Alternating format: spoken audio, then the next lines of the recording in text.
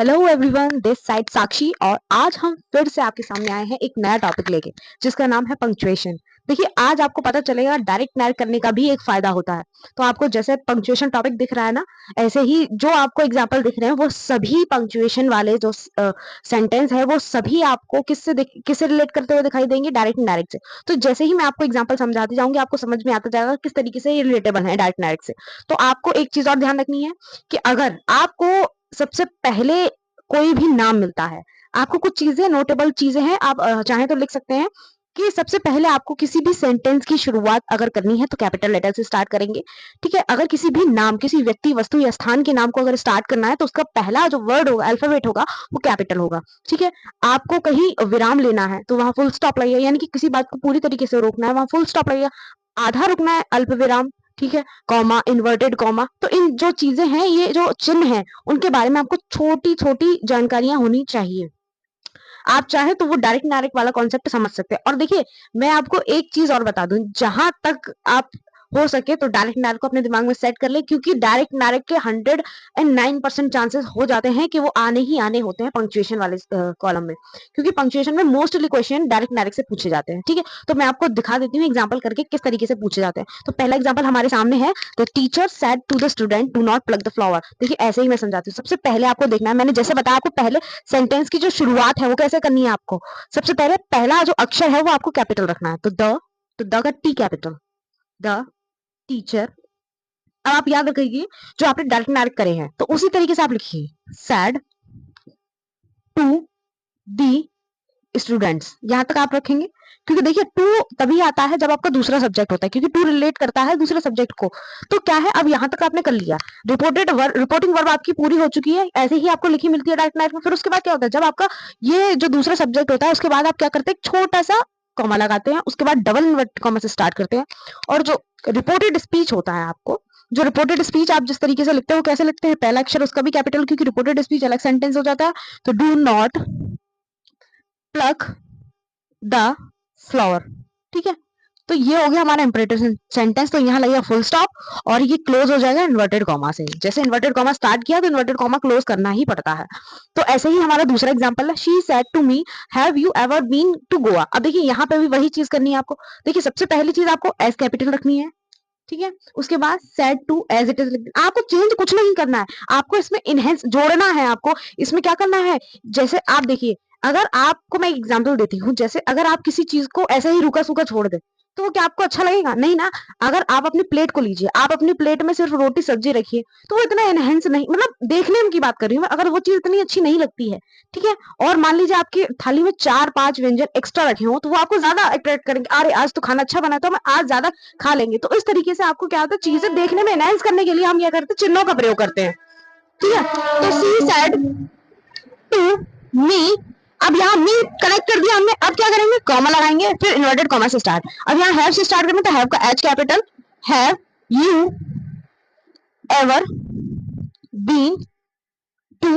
अब गोवा, देखिए आपको यहाँ गोवा एक वर्ड दिख रहा है, एक जगह का नाम है गोवा। ठीक है, तो गोवा एक स्टेट का नाम है। आपको किसी भी चीज का नाम दिखे, किसी भी स्पेसिफिक चीज, व्यक्ति, वस्तु या स्थान, किसी भी चीज का नाम आपको दिखता है तो वहां आपको याद रखना है कि उसका जो पहला वर्ड यानी कि जो पहला अल्फाबेट होगा वो कैपिटल रखना है। तो क्या करना है हमको, गोवा का जी कैपिटल करके इस तरीके से कर देना। उसके बाद देखिए, इन्वर्टेड कॉमा स्टार्ट किया है तो इन्वर्टेड कॉमा क्लोज भी करना पड़ेगा, लेकिन ये स्टार्ट किससे हो रहा है, हैव से, हेल्पिंग वर्ब से। तो क्वेश्चन मार्क लगाएंगे, उसके बाद इन्वर्टेड कॉमा क्लोज कर देंगे। अब आते हैं तीसरा सेंटेंस, तीसरा एग्जांपल हमारा देखिए, राकेश एक नाम है। तो हमेशा याद रखिए कि नाम का पहला अक्षर, आपको पहला अल्फाबेट कैसा रखना है, कैपिटल रखना। कहीं पे भी किसी भी चीज का अगर नाम आता है, स्पेसिफिक नाम की बात कर रही हूँ मैं, ठीक है, तो वहां आपको पहला जो वर्ड है, वो जो अल्फाबेट है वो आपको कैपिटल रखना है। तो क्या करेंगे, तो राकेश का आर कैपिटल कर देंगे, राकेश सैड टू। अब श्याम भी एक नाम है तो श्याम का एस कैपिटल हो जाएगा, श्याम। ठीक है, फिर यहाँ कॉमा, इन्वर्टेड कॉमा, स्टार्ट। अब आर है तो आर का कैपिटल ए बनेगा, are we still away from city.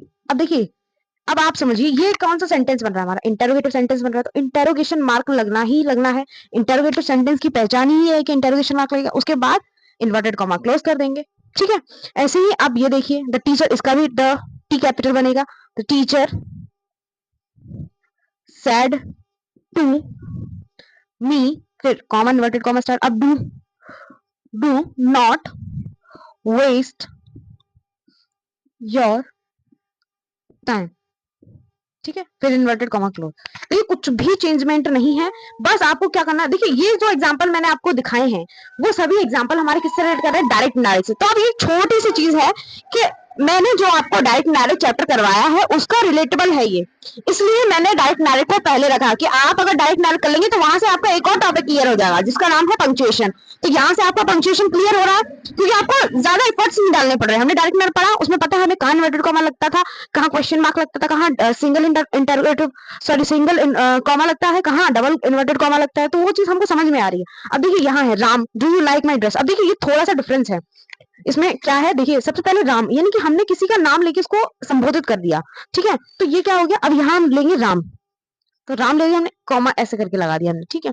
उसके बाद हम क्या करेंगे, ये रखेंगे इन्वर्टेड कॉमा से स्टार्ट, क्योंकि हमने किसी का नाम लिया फिर हम रुक जाते, जब हम किसी का नाम लेते उसके बाद कॉमा कॉमा आता ही आता है। उसके बाद आता है हमारा do you like my dress, ठीक है, तो ये हो गया। अब देखिए डू से स्टार्ट हो रहा तो ये एक अलग सेंटेंस हो गया, तो ये हमारा क्या हो गया, इंटरोगेटिव सेंटेंस हो गया, तो इंटरोगेशन मार्क लगाएंगे और इन्वर्टेड कॉमा क्लोज कर देंगे, ये पूरा एक वाक्य हो गया, ठीक है। उसके बाद हमारा क्या आता है, सैड श्याम, तो श्याम का एस कैपिटल, ठीक है, एस कैपिटल और फुल स्टॉप, ठीक है।